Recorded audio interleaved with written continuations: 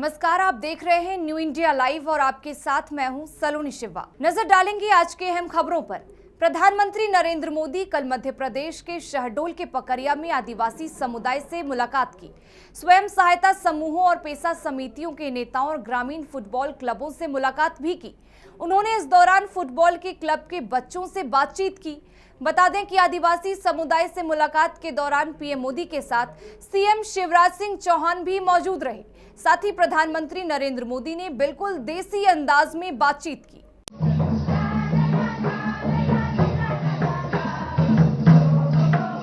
मैंने इस पैसे से अपने लिए सोना भी बनवाई। प्रधानमंत्री जी, मैं तो दिन में तो देखती थी सपने, लेकिन रात में सोने में भी मैं आपको ही देखती थी। दीदी लखपति हो गई तो दादा का क्या हुआ? उनके पति भी हो गए सर। इतने सारे काम कैसे करोगी? फिर जिला परिषद की उपाध्यक्ष, फिर आपकी समिति की सचिव। मैं तो इतना काम नहीं कर सकता। ऐसा कोई प्रधानमंत्री नहीं हुआ कि हमारे जनजाति भाइयों से ऐसे रूबरू बात करे। कभी सपने में नहीं सोचे थे कि हम पक्का मकान पे रहेंगे, कभी सपने में नहीं सोचे थे कि हम शौचालय में अब तो राष्ट्रपति आदिवासी है। अपना दल संस्थापक सोनेलाल पटेल की जयंती पर उत्तर प्रदेश का सियासी पारा आज चढ़ सकता है। केंद्रीय मंत्री अनुप्रिया पटेल के कार्यक्रम में शामिल होने आज गृह मंत्री अमित शाह लखनऊ आ रहे हैं। अपना दल कमेरावादी की नेता और विधायक पल्लवी पटेल के कार्यक्रम में सपा प्रमुख अखिलेश यादव भी शिरकत करेंगे। आपको बता दें कि सोनेलाल पटेल की बेटी और केंद्रीय मंत्री अनुप्रिया पटेल अपना दल एस की नेता हैं, जबकि दूसरी बेटी और विधायक पल्लवी पटेल अपना दल कमेरावादी का नेतृत्व करती हैं। लोकसभा चुनाव से पहले पिता की जयंती की आड़ में दोनों बेटियां दोनों नेताओं को बुलाकर सियासी दमखम दिखाना चाहती। अनुप्रिया पटेल की तरफ से आयोजित कार्यक्रम में एनडीए समेत कई दलों के नेता मौजूद रहेंगे, तो वहीं केंद्रीय मंत्री अनुप्रिया पटेल के कार्यक्रम में अमित शाह बतौर मुख्य अतिथि बुलाए गए। अब सोनेलाल पटेल की जयंती मनाने के लिए दोनों धड़ आमने सामने आ गए हैं। यूनिफॉर्म सिविल कोड का मथुरा जनपद के मुसलमानों ने समर्थन किया है और कहा है कि देश के हर नागरिक के लिए एक जैसा कानून होना चाहिए, यह किसी धर्म या जाति का नहीं होना चाहिए और समान आचार संहिता होती है तो हिंदू, मुस्लिम, सिख, ईसाई सभी के लिए कानून होना चाहिए। देश में विभिन्न धर्मों के नियम विवाह, तलाक और संपत्ति जैसे क्षेत्रों में महिलाओं के प्रति पूर्वाग्रहपूर्ण है। एक समान नागरिक संहिता महिलाओं के लिए सामान्य कानूनी उपचार की गारंटी दे देगा। इसके साथ ही यह राष्ट्रीय एकता को भी बढ़ावा देगा। खबर दिल्ली से है, जहां भजनपुरा में मंदिर और मजार हटाने के लिए पुलिस प्रशासन पहुंचा। बता दें कि सड़क पर स्थित अवैध रूप से बनी मजार को हटाने के लिए पुलिस प्रशासन का डंडा चल रहा है। इलाके में बड़ी संख्या में पैरामिलिट्री फोर्स भी तैनात कर दिए गए हैं। तो वहीं पुलिस का कहना है कि मंदिर और मजार का रोड कंस्ट्रक्शन की वजह से हटाया जा रहा है। ये भजनपुरा चौक पे हम लोग खड़े, यहाँ पे एक हनुमान मंदिर था और सड़क के दूसरी तरफ पे एक मजार था।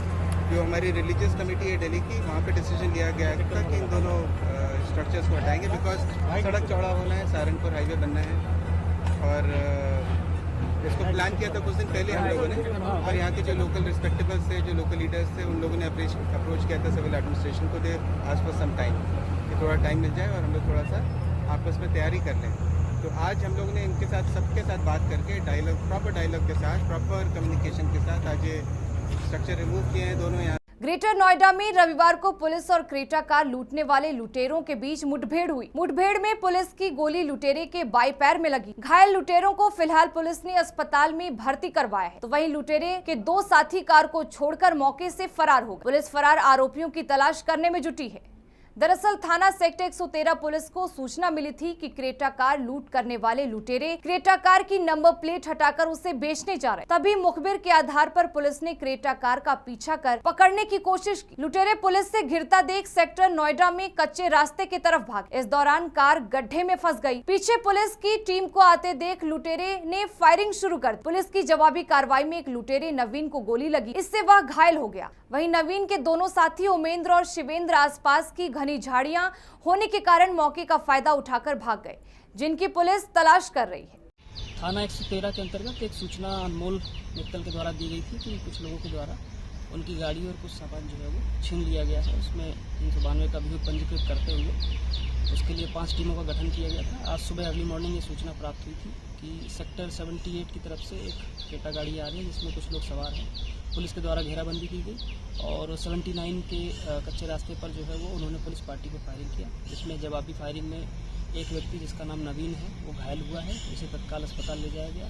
साथ ही 2 व्यक्ति जो वहाँ से मौके से फरार हो गए हैं, उनकी कॉम्बिंग की जा रही है और जो लूटी हुई गाड़ी थी वो बरामद कर ली गई है। शेष जो सामान है और जो व्यक्ति वांछित है उनको जो है वो जल्दी ही गिरफ्तार। मथुरा मार्ग स्थित वर्मा हॉस्पिटल में ऑपरेशन के दौरान 18 वर्षीय युवती की मौत हो गई। युवती की मौत की सूचना लगते ही बड़ी संख्या में परिजन और ग्रामीण अस्पताल पहुंच गए और जमकर हंगामा, जिसके बाद अस्पताल के डॉक्टर और स्टाफ मौके से फरार हो गए। हंगामे की सूचना पर पहुंची पुलिस ने आक्रोशित परिजनों को किसी तरह शांत किया। जानकारी के अनुसार 18 वर्षीय प्रिया को अपेंडिक्स का दर्द होने के बाद परिजन उसे हॉस्पिटल लेकर आए थे, जहाँ ऑपरेशन के दौरान उसकी मौत हो गई। बता दें कि परिजनों ने डॉक्टर के खिलाफ पुलिस को तहरीर देते हुए कार्रवाई की मांग की है, तो वहीं पुलिस ने शव को कब्जे में लेकर पोस्टमार्टम के लिए भेज दिया है और आगे की जांच शुरू कर दी है। दिल्ली के वेलकम इलाके में 30 जून को एक मंदिर के बाहर भैंस का कटा हुआ सिर पड़ा मिला था। सामने आए सीसीटीवी फुटेज के आधार पर पुलिस ने दिल्ली के बाबरपुर के रहने वाले अजीम और एक किशोर को धर दबोचा। तनाव के मद्देनजर पुलिस उपायुक्त ने लोगों से शांति बनाए रखने का अनुरोध किया है। तो वहीं नॉर्थ ईस्ट दिल्ली के डीसीपी जॉय टिर्की ने जानकारी दी है कि शुक्रवार शाम लगभग 5:30 बजे एक व्यक्ति ने वेलकम पुलिस स्टेशन को फोन कर सूचना दी कि वेस्ट गोरख पार्क के नाला रोड स्थित मंदिर के बाहर भैंस का कटा हुआ सिर पड़ा है। इसके बाद पुलिस टीम मौके पर पहुंची और कटे सिर को मंदिर के सामने से हटाया और अपने कब्जे में ले लिया। डीसीपी ने मामले को लेकर क्या कुछ कहा है, आइए सुनाते हैं। क्या कुछ कार्रवाई इस पे अभी तक की गई है?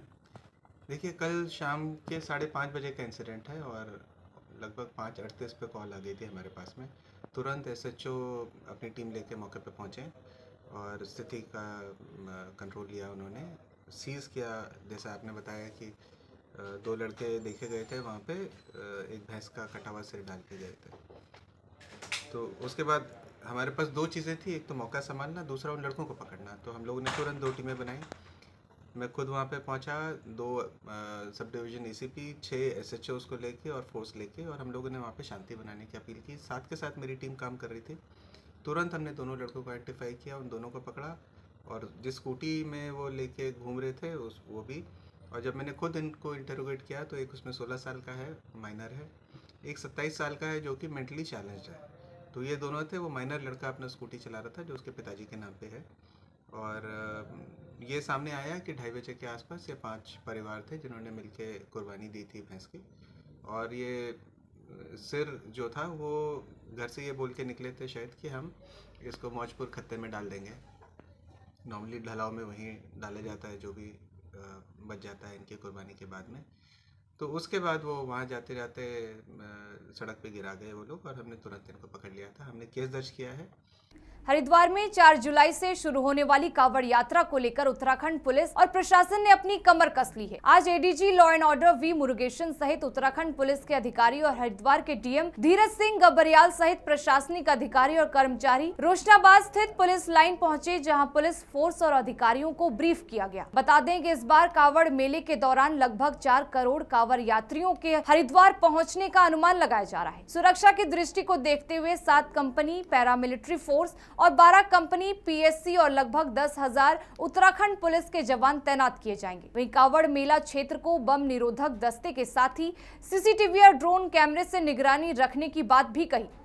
आला अधिकारियों ने ब्रीफ करते हुए कहा कि इस बार भी कांवड़ मेले का सकुशल संपन्न कराना ही पुलिस और प्रशासन की पहली प्राथमिकता होगी। साथ ही वी मुरुगेशन ने लॉ एंड ऑर्डर को लेकर और क्या कुछ कहा, आइए सुनाते हैं। हिल बाईपास हमारे लिए काफ़ी इम्पोर्टेंट सड़क है और पीक आवर्स में या फिर पीक समय में जो कांवड़ हो या अन्य स्नान हो उस समय हिल बाईपास वाली सड़क जो कि लगभग 7.5 किलोमीटर लंबी है उसका हम लोग उपयोग करते हैं। और जिसमें से 1.6 किलोमीटर करीब पीडब्ल्यूडी के पास है और लगभग 6 किलोमीटर की लंबाई में जो सड़क है वो राजाजी नेशनल पार्क के है। तो इस कांवड़ में 11 तारीख से लेकर 18 तारीख तक 17-18 तारीख तक हम इसका उपयोग करेंगे, क्योंकि 17 तारीख को सोमवती अमावस्या का स्नान भी है और उसमें भीड़ बहुत ज़्यादा रहती है, इसलिए इसका हम लोग उपयोग करते हैं।